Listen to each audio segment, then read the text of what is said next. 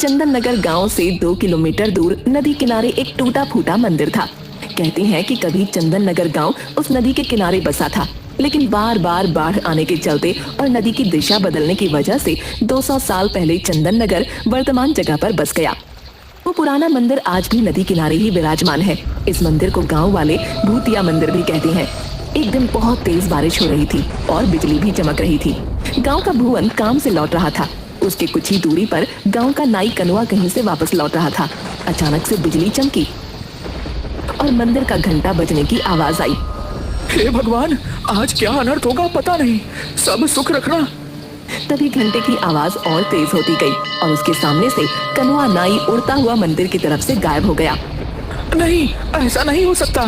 कनुआ चाचा। थोड़ी देर में बारिश रुक गई और भुवन भागता हुआ कनुआ के घर जा पहुंचा। चाची, वो मंदिर। बताओ रे भुवन को क्या हुआ? इतना घबराए हुए क्यों हो? सब मंगल तो है ना? नहीं चाची, कनुआ चाचा मंदिर के घंटे की आवाज में गायब हो गए। नहीं, ऐसा नहीं हो सकता। कह तो कि झूठ है। मेरी आंखों के सामने चाचा मंदिर की तरफ उड़ते हुए चले गए। मुझे माफ कर दो चाची, मैं कुछ नहीं कर सका। धीरज धरो बहू, अब इन गांव वालों को सब पता नहीं किन पापों का फल मिल रहा है। पिताजी, बहुत प्यास लगी है। एक बोतल पानी लाया था, वो दोपहर में ही खत्म हो गया था। जा नदी किनारे जाकर पी ले। क्या पिताजी, 1.5 किलोमीटर पानी पीने के लिए जाऊं? क्यों ना हम अपने खेत में एक कुआं खोद लें। मेरे सपने में भी आता है कि हमारे खेत में एक कुआं है। चल चुपचाप अपना काम कर। जब देखो उल्टा पुल्टा बात करता रहता है, आलसी कहीं का। 1.5 किलोमीटर चलने के चलते इनको खेत में ही कुआं चाहिए। अरे सपना में कुआं दिखता है? कल आलू भी निकल रहा है, माँ भी आएगी, 2 बोतल पानी भर लेना। माँ देखो ना, बोतल से पानी खेत में गिर गया। प्यास लगी है, क्यों ना हम अपने खेत में कुआं खोदें। सचमुच मेरे सपने में दिखता है कि अपने खेत में एक कुआं है। अब तो शाम हो ही गई है, घर जाकर पानी पी लेना बेटा। माँ, मैं थोड़ा चेतन के पास जाऊंगा, तुम लोग घर चले जाना। मैं उससे मिलकर रात में घर लौटूंगा। रतन और सुनीता घर चले जाते हैं। बंकू अपने दोस्त चेतन से मिलने जाता है। रात में घर पर, बेटी सुमति, पिताजी को थोड़ा खाना दे आ। रात के 9 बज गए हैं, नहीं तो वो सो जाएंगे। पता नहीं ये बंकू कहाँ रह गया। लाओ माँ, मैं दे देती हूँ। रतन के पास जाकर, पिताजी ये लीजिए आपका खाना।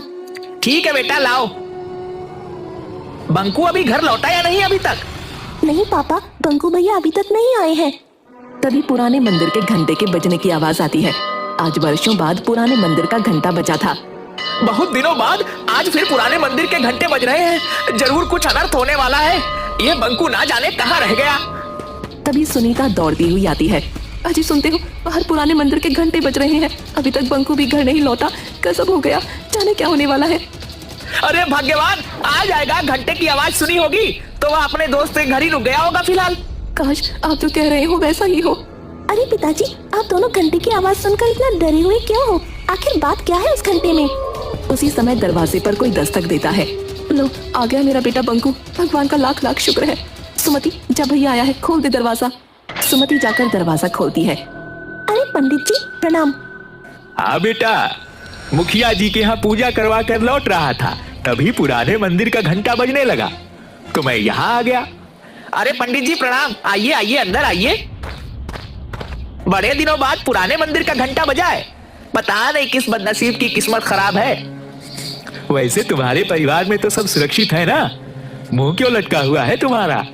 प्रणाम पंडित जी। देखिए ना, बंकू दोस्त के यहाँ गया था, अभी तक लौटा नहीं है। पुराने मंदिर से घंटे की आवाज आ रही है, चिंता लगी हुई है। धीरज रखो बहू, कुछ नहीं होगा बंकू को। भगवान भला करेंगे, जहाँ होगा सुरक्षित होगा। लेकिन उस पुराने मंदिर के घंटे की आवाज से सब इतना डरे हुए क्यों है? मुझे कोई बताता क्यों नहीं? ये तो कोई नहीं जानता बच्ची कि वो मंदिर का घंटा अपने आप बजता कैसे है, लेकिन जब भी बजता है गांव से कोई ना कोई लापता जरूर हो जाता है। इसीलिए मंदिर का घंटा बजते ही सभी अपने अपने घर में घुस जाते हैं। तो इस घंटे को कोई खोलकर हटा